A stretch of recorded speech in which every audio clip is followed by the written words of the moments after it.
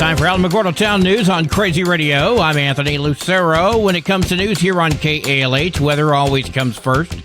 Severe thunderstorms and heavy rainfall are likely across parts of the Northeast, portions of the northern and central plains, and the Ohio Valley. Portions of the northeastern parts of Missouri and central Illinois could experience locally heavy, significant flash flooding. Dangerously hot conditions are expected to remain in the central plains, the lower and middle Mississippi Valley, as well as the southeast.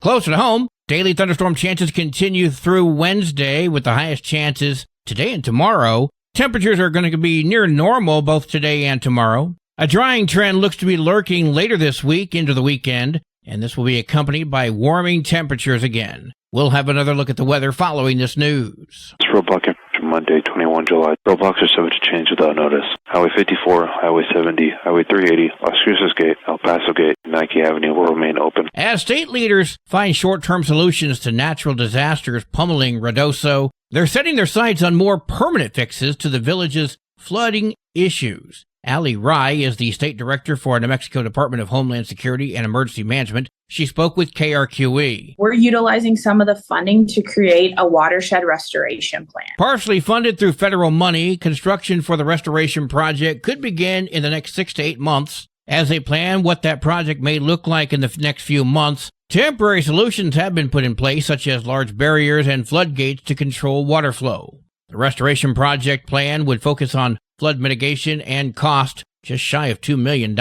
However, according to the state, the federal government will cover around 75% of that cost. Before they can get the project underway, though, they're working to get as much information and data about the watershed, including soil burn severity and topography. The project, the state leaders say, will help them prioritize areas that are in need of repair first and create objectives they'd like to complete. However, they want to remain mindful of how the project could impact people both up and downstream. Unfortunately, it could take years for the project to be completed. The state says that similar natural disasters have taken years to repair the damage and that they expect it to be several years before the village experiences complete relief. The project is a collaboration between the state, federal, and local governments. The state says the Army Corps of Engineers has already addressed Upper Canyon for potential landslides and addressed steps to prevent it. The thunder of a solid rocket booster hurtling a scientific payload to the edge of the sun shook the sides of buildings in and around White Sands Missile Range on Friday. The sounding rocket carried the first space test of a new type of technology intended to study what happens on the surface of the sun and how that impacts life and technology here on Earth. Professor Philip Chamberlain is the principal investigator for that launch, meaning he's in charge of the scientific payload and the reason behind the mission. He spoke with KVIA. We're affected by the sun. So all this activity, all these changes in the sun are all related. A term we like to call solar eruptive events is that when big explosions happen on the sun, it's a term called space weather. It not just affects the atmosphere and the temperature of our upper atmosphere and the density, it then propagates to the technology that we're dependent on, such as the Global Positioning System or GPS. The team spent the last 5 years building this new type of instrument.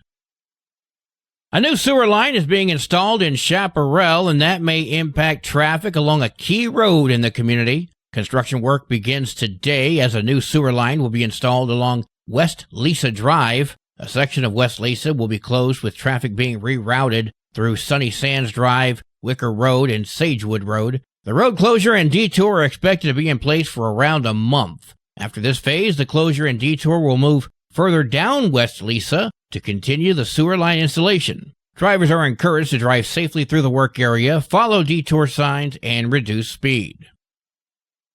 The Alamogordo Chess Club's weekly meetings are held at Plateau Espresso, 2724 North Scenic, every Monday from 4 until 7. This is casual chess, so pair up with whomever is available. No membership requirements or fees. Simply show up with a board, set it up and play. Everybody's welcome.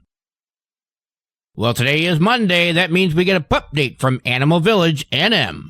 Hi, this is Sunny Harris, and this summer Animal Village NM is pulling out all the stops. because animals need us now more than ever. Between the catastrophic flooding in Ruidoso and the overwhelming need in Otero County, where thousands of dogs and cats remain unspayed and unneutered, we're stepping up for pets and their people across 2 counties. New Mexico remains the #1 state in America for pet abandonment. But with your help, we're changing that. One surgery, one family, one act of kindness at a time. We invite you to join us for a very special event, our Jewels of the Heart online auction, beginning Wednesday, July 23rd at 10 a.m. at animalvillagenm.org. This exclusive auction features Native American jewelry, gemstones like amethyst, carnelian, tiger's eye, and turquoise, plus vintage and antique treasures, original art, and more. Every dollar raised will directly support low-income spay and neuter surgeries in Ruidoso, Alamogordo, and surrounding communities. Why does it matter? Because prevention works.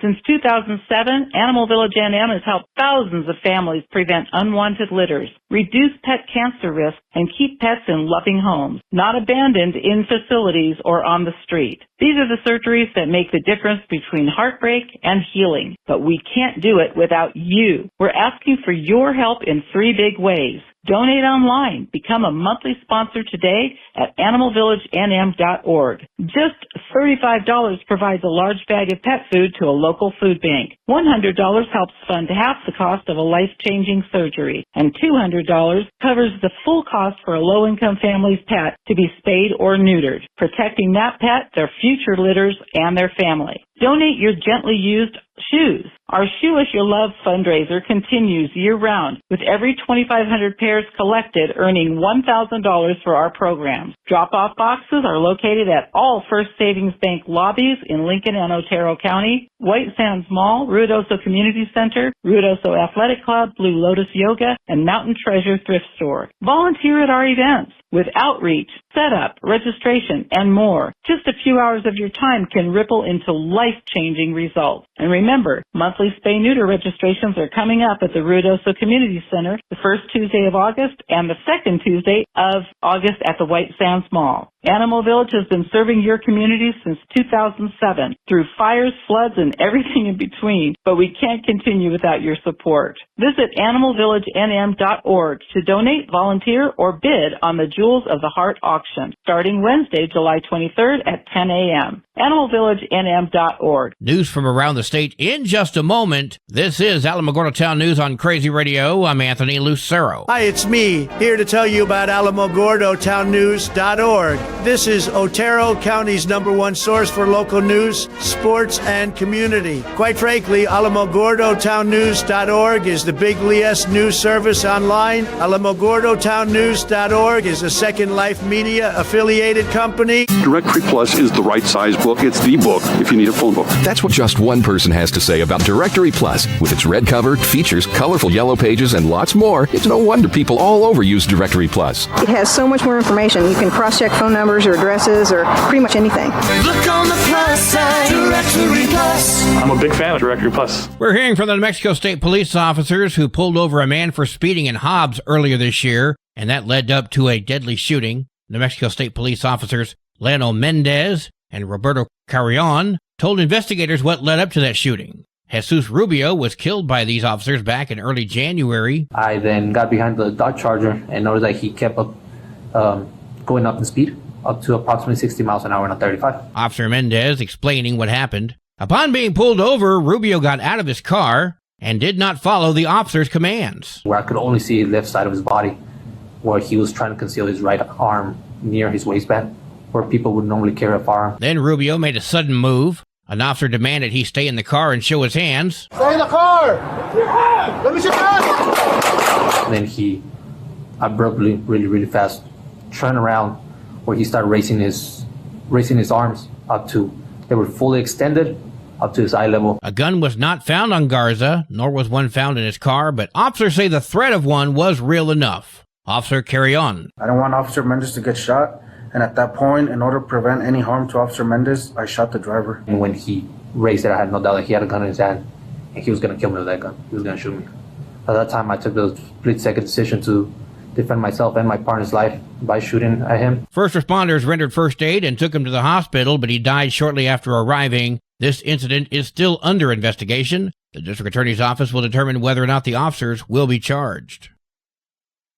A man was sentenced to 20 years in prison after he was found guilty of shooting and killing a 34-year-old man in Cruces back in April 2024. According to the Donna Ana County District Attorney, this past Thursday, Isaiah Joseph Rea was sentenced to 20 years after the jury found him guilty of second-degree murder and having a firearm enhancement, something DA Fernando Macias says is what led to the 20-year sentencing. That's the maximum permitted under state law. The DA says Rea was convicted back on May 21st for the shooting and killing of Steven Sanchez. The body of Sanchez was discovered with a gunshot wound to the head inside of a shed behind a home.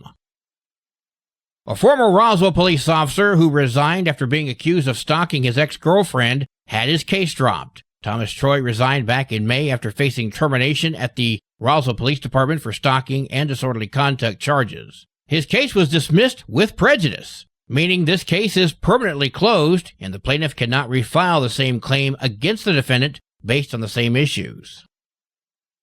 New Mexico farmers are finding it more difficult to grow historic crops and taking up conservation techniques to meet the challenge. Roz Brown reports. Drought, water scarcity, and extreme weather events combine to require growers to adopt new methods and modern tools. Agronomist John Iduwa with New Mexico State University shows farmers how to improve soil health and help control wind erosion. For long-term success, he says they need to focus on sustainable, regenerative practices. How can I optimize my system and make it more resilient to climate change, to weather changes? Once we have all those things worked out, farmers will tend to stay in business for longer. Earlier this year, a NOAA satellite captured an image of winds lifting vast amounts of dust and dirt from New Mexico's dry farmlands.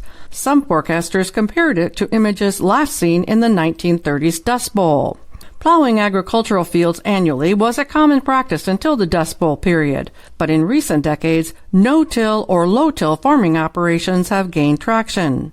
Bunny Hopkins Byers with the San Juan County Extension Service encourages New Mexico farmers to get a soil analysis and consider adopting the less aggressive approach. She says that could mean they don't need to till every year. One of the biggest problems is that people do something because that's the way they've always done it, or because it's the way their parents have done it, or their grandparents. And my philosophy has always been, if you're going to till something over, till something in. Intense dust storms known as haboobs were originally thought to be confined to Africa's Sudan, but are becoming more common in other arid regions such as the Southwest. Iduwa says that makes the adoption of regenerative practices more urgent as topsoil on New Mexico farmland disappears due to drought, land use changes, and wind, which he says has been particularly strong this year. The wind has been a major force, especially in the spring. So many days where you couldn't do anything outside because of the wind. You have a lot of dust, and that means a lot of erosion. And that is exactly what we don't like when it comes to crop production. The New Mexico Healthy Soil Working Group formed to help farmers improve their land and livelihoods. I'm Roz Brown reporting. Every summer, it happens, again and again. A parent steps away for just a minute, but that minute can turn deadly. On a hot day, the temperature inside a parked car can soar by 20 degrees in just 10 minutes. Even with the windows cracked, the heat builds fast, becoming a deadly trap for a child. Children's bodies heat up 3 to 5 times faster than adults. Heat stroke can begin when a child's body reaches 104 degrees. At 107 degrees, it can be fatal. Last year alone, 24 children died in the U.S. from being left in hot cars, each one preventable. Never leave a child in a vehicle, not even for a minute.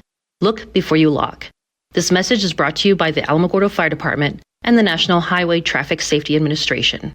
Protect kids, prevent tragedy. Your Crazy Radio spot-on weather forecast for the Tularosa Basin today calls for mostly sunny skies. There's a 50% chance of showers and storms. New rainfall amounts less than 1/10 of an inch expected. Mostly cloudy tonight with a 40% chance of showers and storms. Partly sunny tomorrow with a 60% chance of showers and storms. Your high today in the basin, 92, low tonight of 68, high tomorrow, 88 degrees.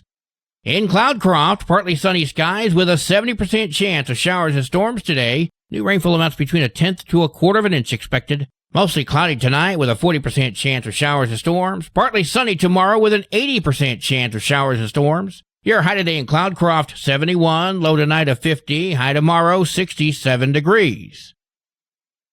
Local breaking news can be found on our website, alamogordotownnews.org, and you can learn more about Crazy Radio by visiting kalhradio.org. Also, check out the Crazy KALH Radio YouTube channel. That's where we post our daily newscasts, complete interviews, and other information which concerns everyone in the Tularosa Basin. Be sure to give this video a like and subscribe to our channel if you've not done so already. That way you too can remain informed of the goings-on in the Tularosa Basin. And that concludes this Monday edition of Alamogordo Town News on Crazy Radio. I'm Anthony Lucero.